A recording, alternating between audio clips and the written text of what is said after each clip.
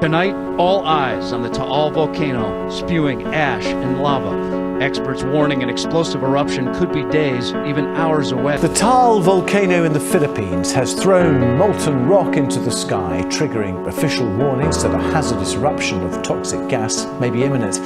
Well, let's just show you some sped-up footage of the a moment earlier when the plume of white smoke that's several kilometres high. There's an on the road on the way up here. We saw people clearing that mud from the road. We also saw pineapple groves completely covered in the dust, and that's no doubt going to affect livelihoods in this area. Tens of thousands forced from their homes. Today we found village after village empty. Inside the danger zone, utter devastation. Livestock left behind.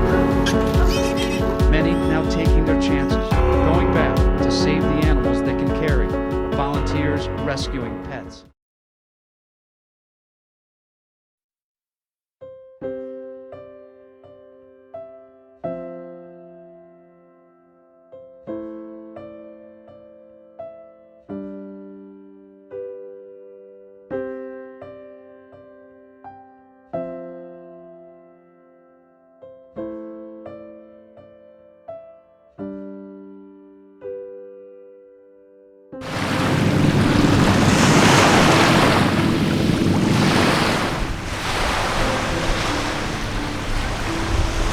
January 12 po yun, ang pangyayaring yun. Hindi po namin nakalain ng oras na yun ay puputok ang bukan.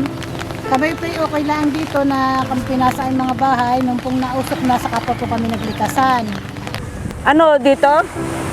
Ano, usok agad. Usok agad ang nakita namin. Pero hindi naman agad siya sumabog, gabi pa nung siya pumutok. May lindo lang siyang konti-konti. Yung hindi namin pinapansin, every 5 minutes, naglilindol siya. Hindi pa nga ho namin napapansin dahil ay parang konti para hulaan si Lab na may kaunting usok. Di takbo pa kami sa tabi ng dagat at tinitingnan namin. Sabi ko pa nga wala naman akong nakikita. Alas 12, alas 11 ng tanghali ho. Ay, hindi pa rin kami naalis hanggang gabi. Kaya lang kami umalis. May pumatak na nga hanggang lupa-lupang putik na. Ang sabi ng mga iba'y makalason. Kitang-kita namin pumutok ang bulkan. Asbok talaga po ang itim. Ay di naputok ang bulkan, narito pa kami. Narito. Sabi sa akin ni Commander, huwag ka nang mag-ala magpakain ng baboy. At ang lakas nga ng apoy. Sabi, hindi pa kakainin kong baboy, bago tayo umalis. Hindi po namin alam aming bibitbitin at dahil nga po biglaan, di kami po basta nasama namin ang aming mga anak at buong pamilya, umalis na po kami ng aming tirahan. Kung saan sana po kaming lugar napadpad at di nung pong makaputok ang bulkan, saka po kami nakabalik dito. Nung pong araw na yon, ang mga alas 3 ng hapon, nandun na po kami sa safe na lugar. Ay nakikitang-kita namin po ang bulkan na tumataas yung apoy, yung itim na usok. Kitang-kita po namin ang napatak na lupa. Mas malma ngayon ang damage ng nakuha ng bulkang yan. Hindi katulad noon. Hindi masyadong maraming lupa.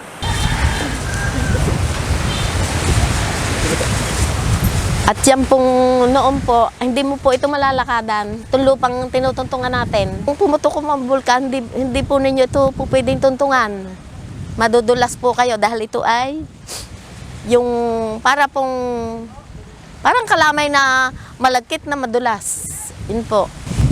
Amoy asupre po yun. Hindi po pwedeng, hindi pa noon uso po ang mas Wala pang mas noon. Ay talaga pong hirap huminga. Hirap pong huminga. Dahil ng asupre. At noon po naman ay sobrang talagang lakas ng lindol. Ay pag dalindol po, hindi kayo uupo. Talagang kayo matutumba. Pero hindi naman po lagi kami nakakauwi at nung po makadalawang araw, saka pa po kami bumisita sa aming mga naiwang tirahan at mga palaisdaan.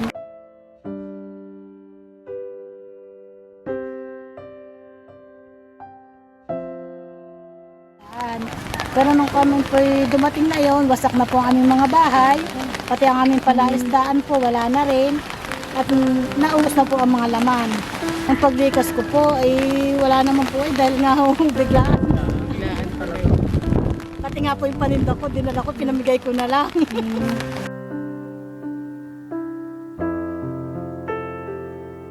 mga nakain na kaibigan! Ito, gumiba din to. Gumiba, gumiba din tong bubong. Yan po yan, Oksa. Kaya- Ito lang po yung natira, kaya yan lang ang medyo luma. Kaya pa, ito luma, ayan, bago Coco Lumber, oh. Bago, pati ho, lahat. Oo. Ano na isalba nyo na? Ayos naman po na ang aming Ito na bago na to. Opo, ay sira naman po yung tubig ko. Nagdala ko ba? Nung kami bumikas, pero hindi na rin siya naari. Oo. Hindi sa kawan. Ayun yung nasirang TV. Sira na din po yun.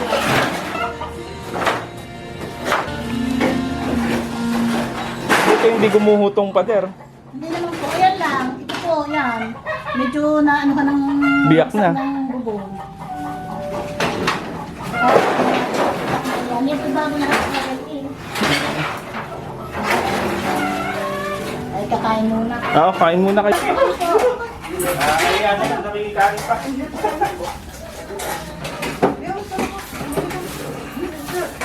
Ilan ang anak ninyo? 5 po. 5. Mukbang. Mukbang ng tilapia.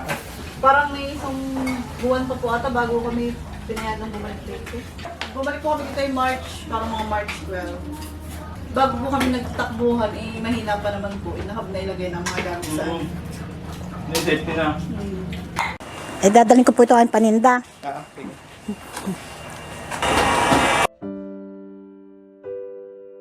Ito ko lumaki sa buso-buso. Tapos nawala naman ako ng hanap buhay nung unang putok ng bulkan.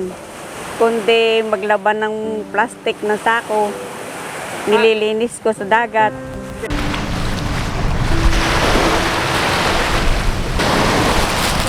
Agagawin natin yan. Ay, ako kanin sa dagat. Lilinisin. Plastic ng sakong yuho.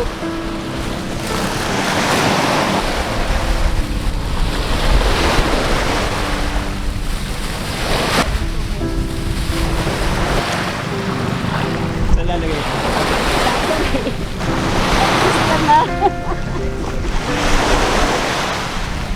Saan daw patutuyuin?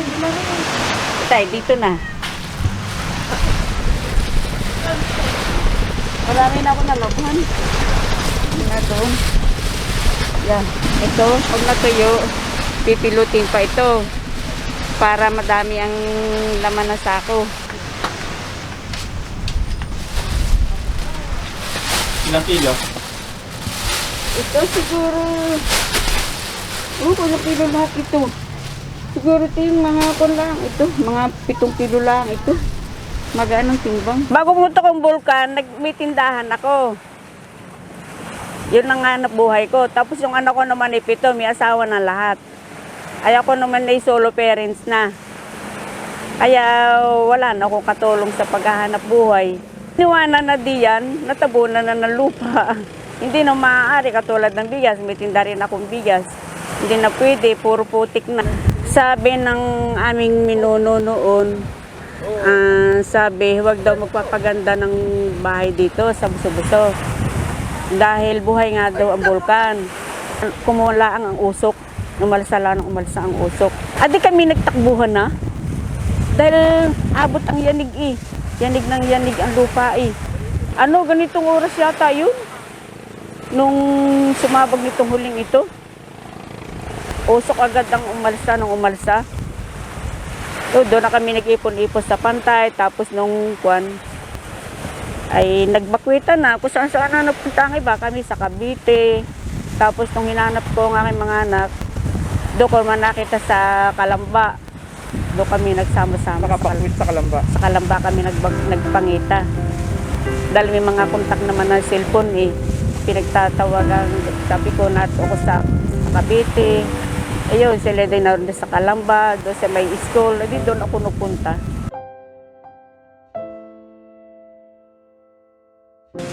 Ako po ay dati po nung hindi pa po naputok ang bulkan, ako po ay namimili ng tilapia. Nung petsa 12, marami po akong biniling isda. Naiwan ko po yung isda na hanggang sa nabulok. Wala pong mamimili noon. Wala po talaga dahil wala naman akong anak na nakakatulong. Noong kami pumunta ng Bakwitan, sirang-sirat po ang kalooban ko dahil hindi ko po inasahan na uuwian po ang bahay namin eh. Sabi ko wala na. Ano po yun? Ako nagugutom po, humingi ako ng kanin sa mga DSWD. Sa dami namin, di agad ako nauna. Di ngayon ako yung magulhol na ng iyak. Pero ang pagkaiyak ko, hindi ko dahil sa kanin. Kundi sa ano po, sa iniisip ko wala na yung bahay namin. Hindi, naging ano po nila ako, dahil ako nga inaiyak. Sabi sa akin ba't kayo naiyak? Sabi ko kayo madamot ng kanin. Pero hindi yun ang anong dahilan, kundi ang dahilan po wala na kaming uuwi ang bahay.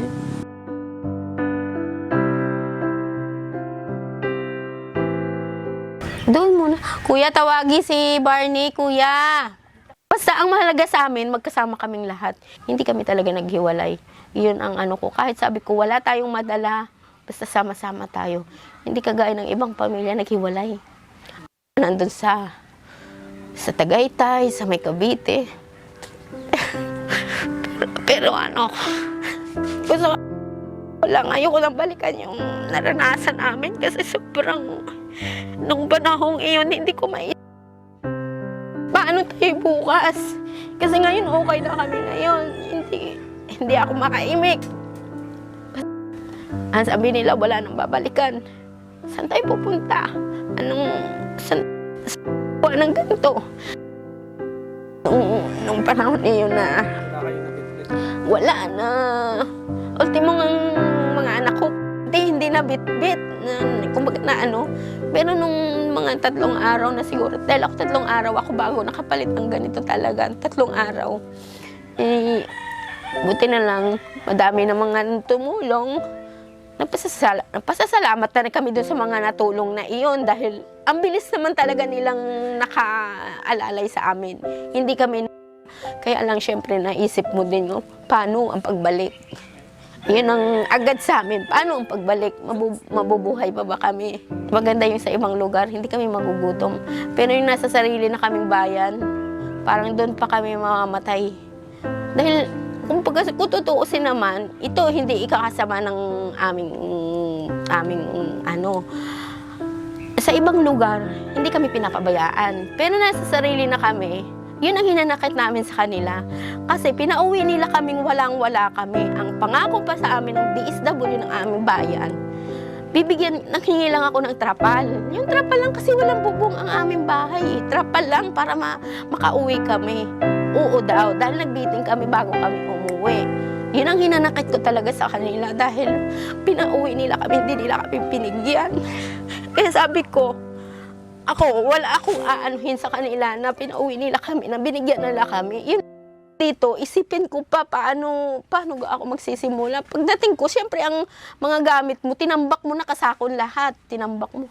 Paano ko ito sisimulan? Yung mga lupa, tambak pa to, matataas. Hindi po naman nakarecover sa daing Kung sa pang tawid gutom lang po. Hindi po masasapat yung kinikita ko sa tilapia. Dahil yan po, pag hindi ka nakapagbili, wala. Siyempre, namuhunan ka rin.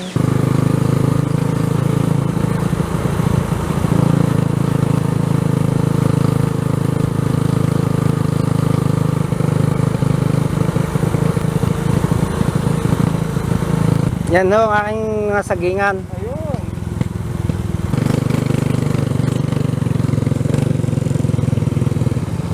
Ay, inong nalinisin nung umulan pa. Dahil pagka tinabas mo, ang katawan mo puro lupa. Noon ako nagpapakain ng baboy, di kibat ko. Yung dalawang pakainan ng baboy, yung timba. Ay pag nasaguhin nyo ng konting puni, punong-punuhan lahat ng lupa ang katawan nyo. Ay may balat ho ako, balot. Diyan linis ho yan lupa-lupa ho. Nilisnis ko nga, dinastasan ko tapos kinalika yan. Tapos sinabog ko ho, hindi man ganyan na. Nadali naman ho ng sulpor, ay tuyo. Kung nabuhay naman yun baka hindi ho 500 puno. Meron din ho din akong sari-sari, ang nakalusot hulay ukura. Matay din ng mga pipino. Okra ano? Oo Nating walang kadamo-damo yung kinuha ko may damo na uli. Yan, ito ho ang tinukuran. Saka ho yan. Pinaglalagay ko ng tukod. Parang, Tapos ako yung nagkasakit na nilahulat ang puno, ang dahon. parang peste ng... Gusto ko parang akong piste ng nyug.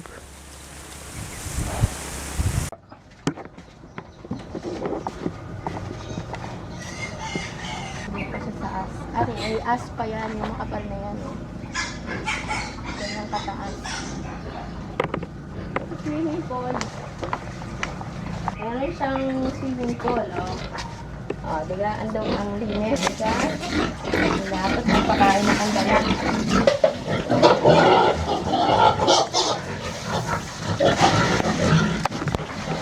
Na isipan ko magkaroon ng lumpia na may isang foundation na naghikayat sa akin na gawin kong business para magkaroon kami ng panimulang pangkabuhayan. Inausap nila ako na turuan ko yung mga nanay na kasama ko sa foundation na maggawa ng lumpia para kung mawala man yung natulong, mayroon kami mapagkukunan ng aming hanap ng pang-araw-araw. Tapos nagkaroon ng baboy, nagkaroon ng pinansel sa baboy. Yun ang pinagsimulan namin para magkaroon ng hanap buhay sa pagbalik namin dito sa Buso-Buso.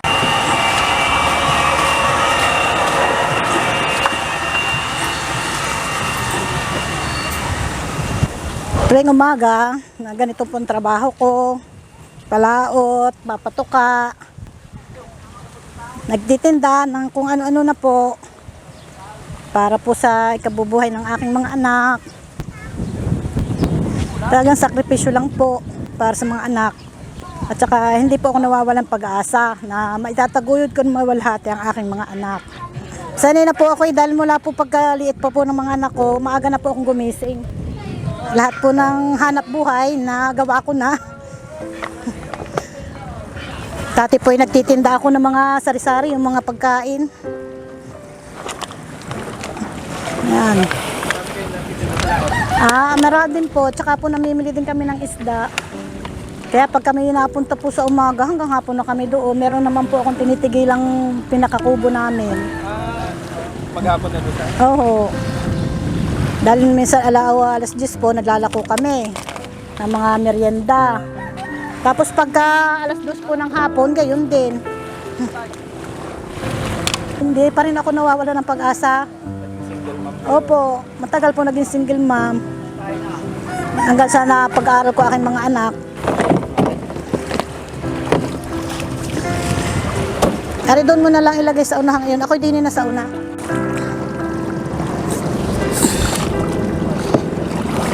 May hangin at wala. Mahirap lang po pagka sobrang bilis ng hangin. Mahirap po magsagwan. Mapunta na po sa aking alagang isda.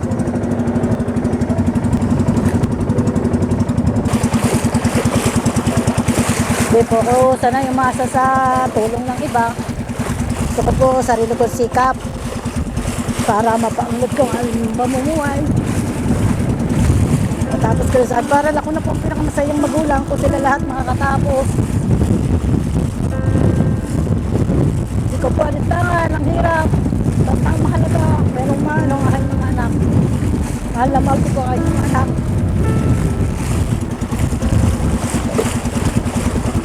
Kailangan talaga, hindi ka lang pwedeng umasa doon sa mga nagbibigay. Gawa ka din ng paraan kasi kung aasa ka lang sa kanila, hindi ka rin aasenso. Kailangan gumawa ka din ng paraan na para magkaroon ka Tapos pag meron ka, dahil maraming blessing talaga na ibahagi mo din sa iba para hindi mawala, para tuloy-tuloy pa din ang blessing. Siyempre, kasama.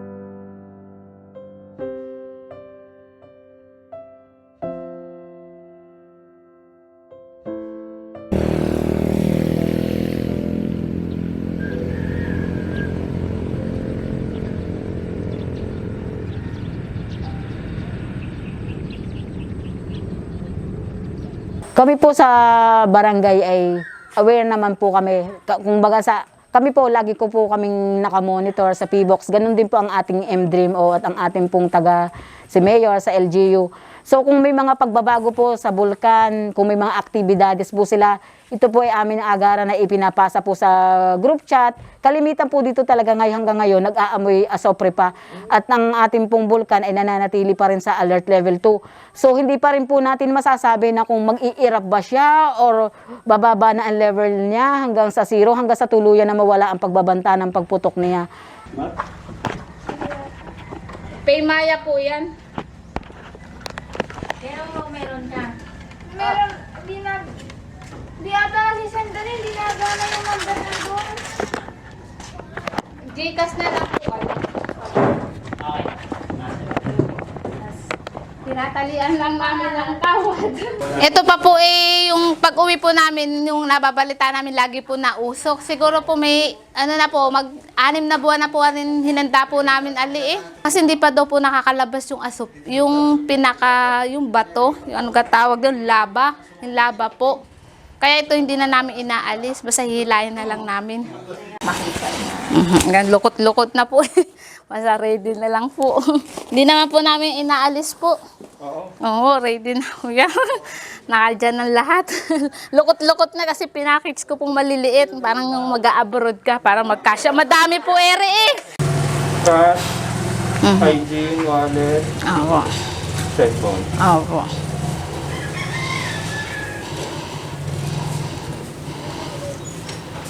Sila nakakailang, may marami ding mga NGOs katulang po ang ating MDREAM. Marami pong mga pumupunta dito na katulad ninyo na naglalatag sa kanila ng awareness tungkol sa disaster. Dahil alam mo, talagang malaking tulong yung maging kahandaan, hindi katulad ng dati na talagang kahit ako nung panahon na yun, nung pa lang din ako naglagay ng aking mga gamit nung panahon. Dahil siyempre, ang tagal ng panahong hindi pumuputok sa bulkan, so wala namang anunsyo na si PBOX na puputok na ba o hindi pa. Kumbaga parang bigla na lang boom. So kami ngayon ay may mga group chats naman kung saan doon ay aming sinasabi kung ano po ba ang status, pino-forward na po namin sa kanila. At sinasabi namin sa kanila na tanging sa mga lehitimo na mga ahensya lang ng gobyerno tayo maniwala. Dahil minsan yung pagsasabi ng ibang mga tao pag manunood nila sa Facebook, nagkakaroon minsan sila ng katakot dahil sasabihin ang laki ng usok, ganito, ganyan. Siyempre, kung iisipin, talaga masakit sa akin kabarangay, kung sasabihin, nakakatakot, baka maulit na naman yung nangyari. Magkano ate yung budget mo na katabi? Ayan, 5,000 po yan.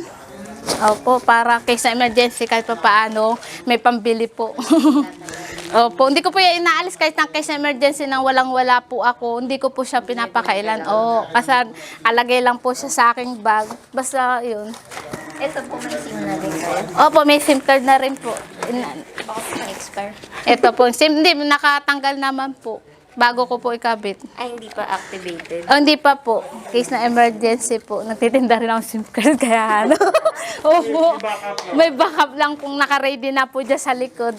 December pa expire kaya. Pag tanggal ali-ali ng SIM card. Ay kasi po nababalita ko po para ready na po kahit sabi kasi nila iba po yung nakahanda ka pa rin po. Kung case na emergency saan ka po pumunta dala-dala mo na hilahin mo na lang po. Di mo rin po masabi. Kaya huwag kang panatag din. Case ng emergency, di kakaunin daw po kami yung truck po ng pang-bakwit pong galing munisipyo. Dadalahin daw po kami sa ASIS po. Doon po kami ibabakwit po na sama-sama po yung diga buso-buso. Kami po ngayon ay meron ding may si Mayor Joan po may pinagawa na evacuation area din po. Dito po naman ito sa Barangay ASIS. malaki din po siya. Tapos yung PubCor din po ay nag-donate po naman din para po naman din sa evacuation center, kung saan po naman ito ilalagak sa San Gregorio Elementary School. So nung panahon po ngayon, nung pumutok po ng January 12, hindi po sila masyadong naapektahan. Kumbaga po, kunting gabok-gabok lang ang nangyari sa kanila. So kung ang pagputok ay ganun lang na uli ang mangyayari, hindi na namin kailangan pumunta siguro sa ibang lugar at dito na lang mismo sa aming bayan sa Laurel. So napakaganda po ng kanilang plano at talaga naman po na hanga din po ako sa kanilang naging plano agad, agarang plano. Kung kaya't ang aking mga kabarangay nung panahon na iyon, dahil ang aming pong butihing mayor nga ay may kaagarang plano kaagad, kaya marami ang nabigyan ng pabahay. At saka isa na nga po ay UCCP, sila po ay nag-sponsor din po ng 10 pabahay, at saka yung kantin sa school ng Buso-Buso Elementary School. Kailangan mo talaga maging handa kasi hindi mo masasabi yung bulkan. Kahit anong oras siya, nagbubuga siya ng hindi mo masasabi na bukas, mamaya. Kailangan lagi kang nakaredy ang mga dadalhin. Kahit anong oras, pwede kang tumakbo na walang madidisgrasya, walang maaano. Kailangan laging handa. Nakaano na sa buhay namin yan. Kasama na sa buhay namin ang laging handa. Yun sa akin po mga kabarangay, sa ating pong mga kababayan, manatili po tayong maging handa at alerto po sa lahat ng oras. Ang ating pong bulkan ay hindi po natin maiilipat kung hindi po tayo lilipat. Dahil yun po ay talaga nandyan na at natural disaster na po ang mangyayari sa atin kapag nangyari nga po yun. So, yung pong akin laang hinihiling, yung pong pegtingin po ang kahandaan at kung kami po ay nagbigay po sa inyo ng impormasyon, kayo po ay pinalilikas, maging ito man po ay bagyo or kung ano man po na kalamidad ang maaari po makapinsala sa atin, ay kayo po naman po ay sumunod sa amin at ito po ay para sa inyo dahil mas mahalaga rin po ang buhay ng tao. Aaron, patingin niya ng picture ng yung sirang bahay natin. Hi! Tay!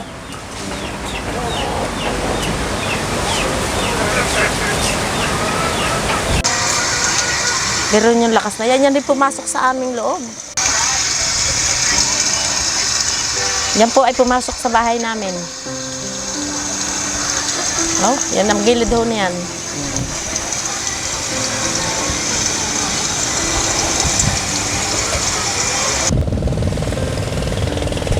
Marami pong ibinibigay ang Panginoon Diyos ng pagsubok. Pero hindi po ako nasuko. Talaga pong kahit po sabihin niya ako maliit, pero kinakaya ko. Basta huwag mawala ng pag-asa at sana'y lagi kaming tulungan kung anumang sakuna ang mangyari sa amin. Sana'y huwag kami pabayaan natin gobyerno.